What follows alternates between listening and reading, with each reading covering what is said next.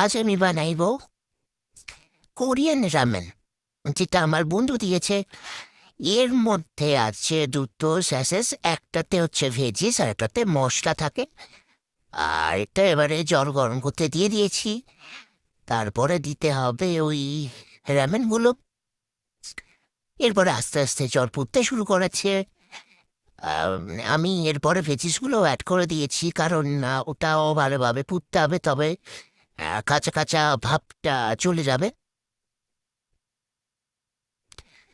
এবার ভালোভাবেই রেমেনগুলো ফুটে উঠেছে, নরমও হয়ে গেছে দেখতে পাচ্ছি, বেশ ভালোও লাগছে।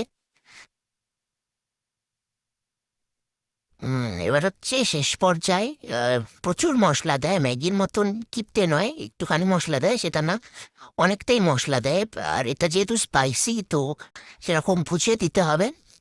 আমি প্রথমে অল্প দিয়েছিলাম, এবং এরপরে মিক্স করতে হবে। মিক্স মিক্স মিক্স,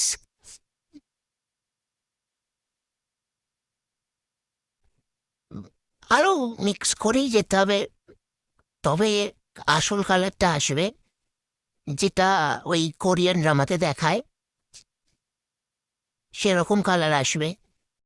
প্রথমেই আপনারা অনেকটা মশলা দিয়ে দেবেন না, কারণ তারপরে খেয়ে যে কি হবে বলা তো যায় না।